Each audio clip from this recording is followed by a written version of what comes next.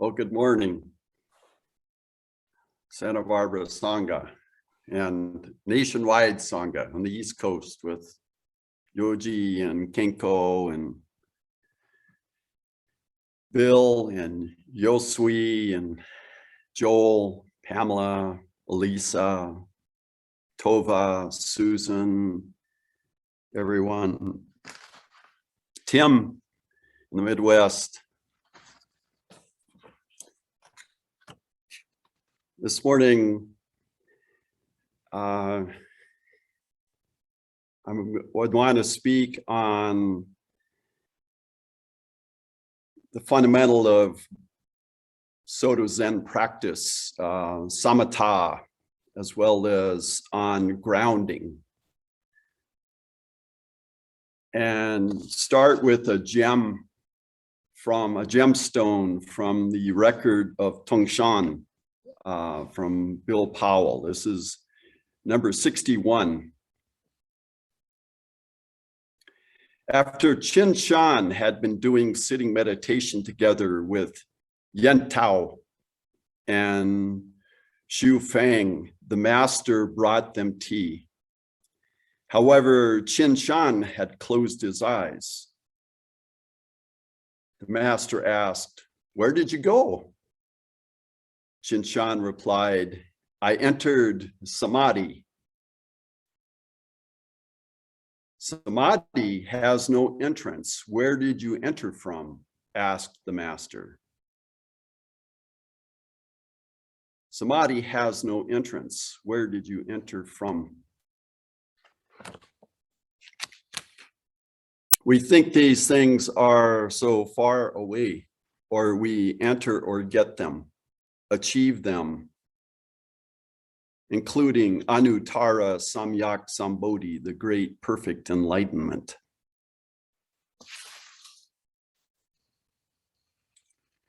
We seek enlightenment, and it is realized in the calm of the mind, of complete relationship with all things and times. It is ever present yet elusive.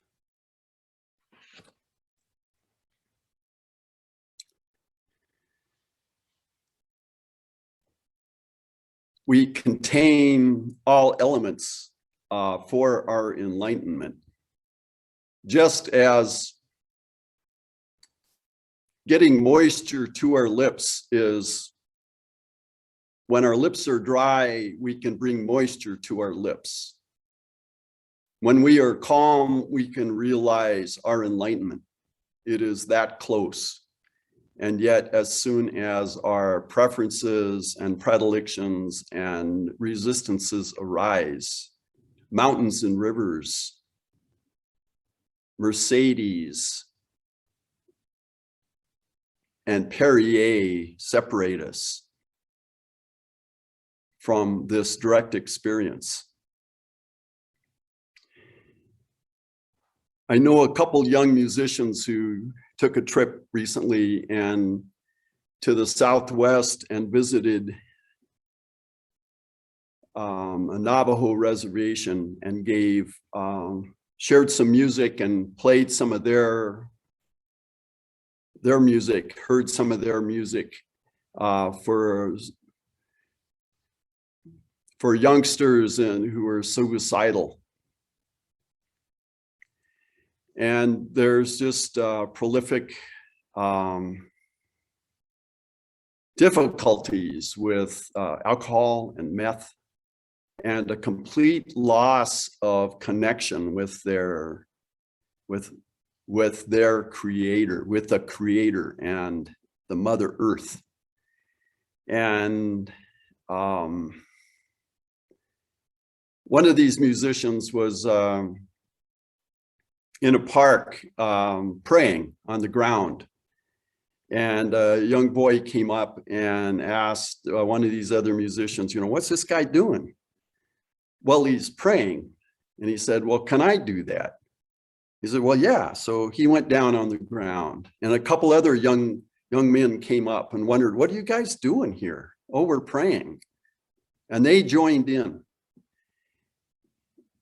And yet they express this great distance between where they're at and where they would like to be because of this whole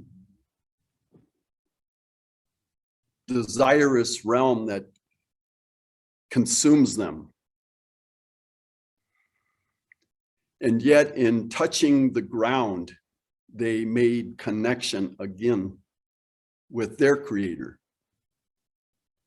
And I wonder, in our taking the bows we take to the ground, that perhaps that's a way of grounding us in this whole mix that we are, totally immersed in, very intimately yet impersonally. And as soon as it becomes personal, it becomes desirous and preferential. So how do we get grounded? And I thought about, electrical systems. Electrical systems have a ground. They're grounded to a copper rod driven 8 to 10 feet into the ground. It's secured so that erratic current has a place to go to the ground.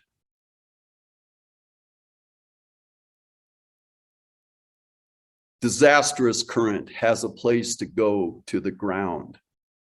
And I wonder if the electricity of our activated mind, really that's what our practice is about, is finding the calm, finding the ground that will de-energize this that's in our mind. We bow to take refuge in Buddha nature. What is that? We take refuge in the Dharma. Where's the limits of that? We take refuge in Sangha. And what is that? Each time I bow, it's like, what is this that this being gets to mix with?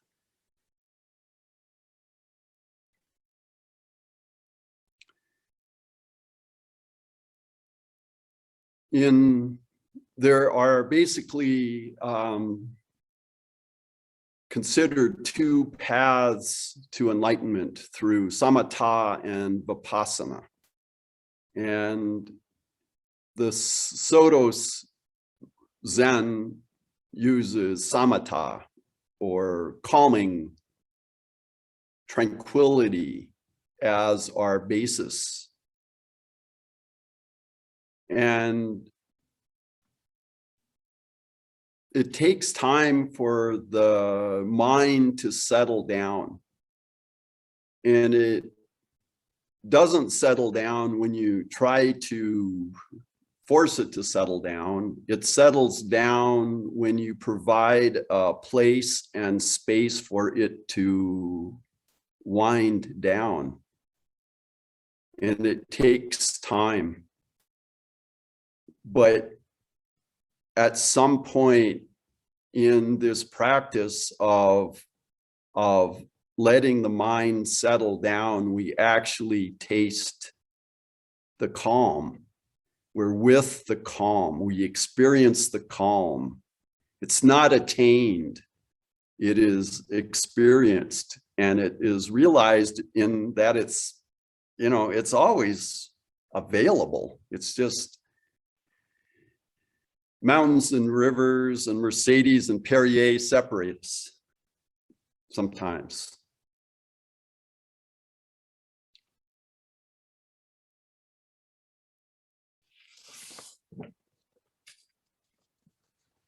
We welcome our thoughts.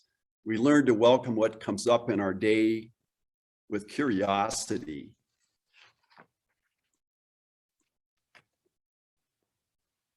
And it's once we then begin to analyze what's coming up that we begin to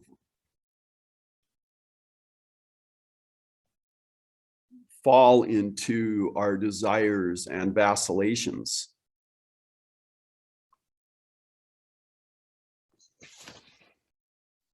So our resistance and preferences of our underlying biases are the asavas, or the mental effluents.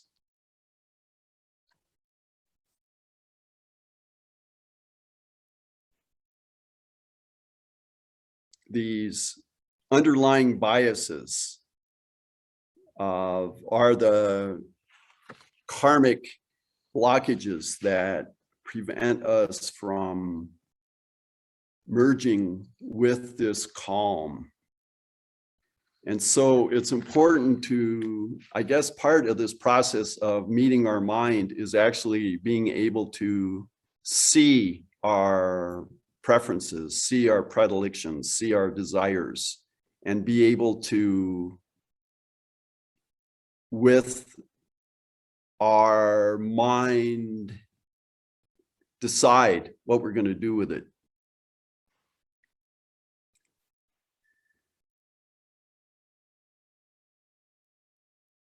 One of the relationships we speak of frequently in Zen is guest and host. And sometimes we're the host, sometimes we're the guest. Being a good host means being aware of the needs of a guest. Being a good guest means being aware of the needs, conditions of the host.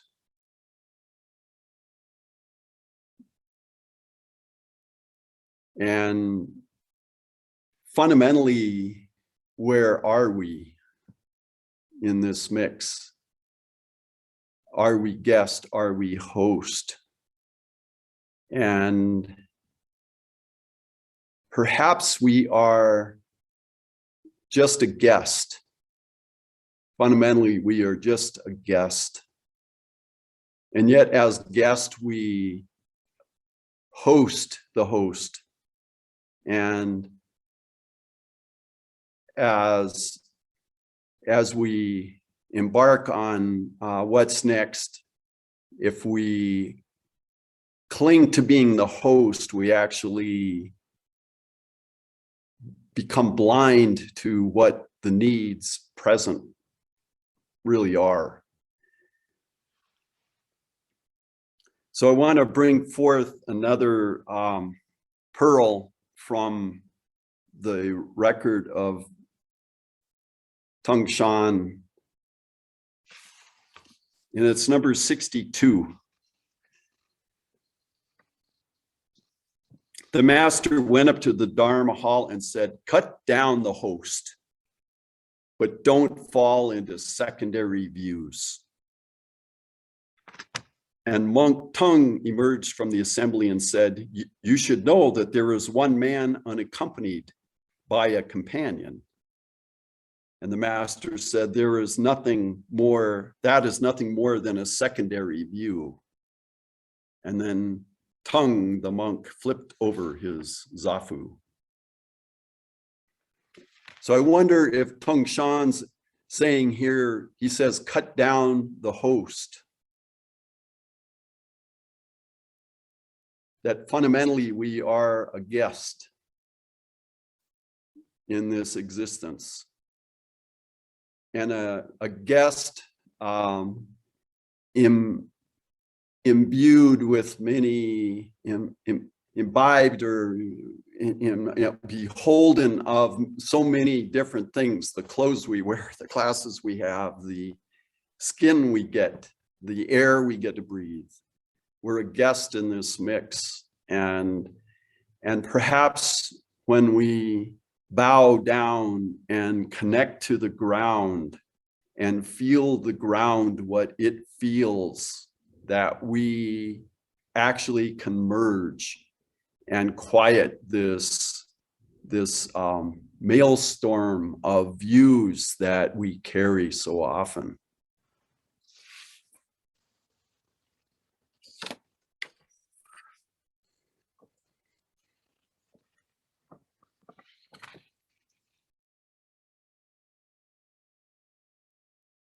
To enter samadhi, something that is already present, is a mistaken view. Maybe all views are mistaken.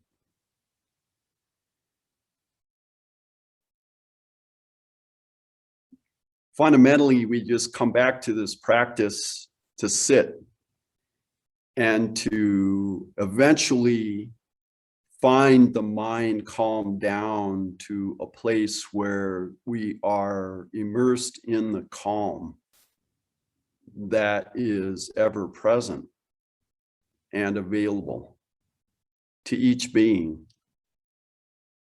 And so I'm going to stop here. I would like to have some discussion about grounding, about the calm that you can experience, to help elucidate what this intimate experience of our existence is about. So thank you.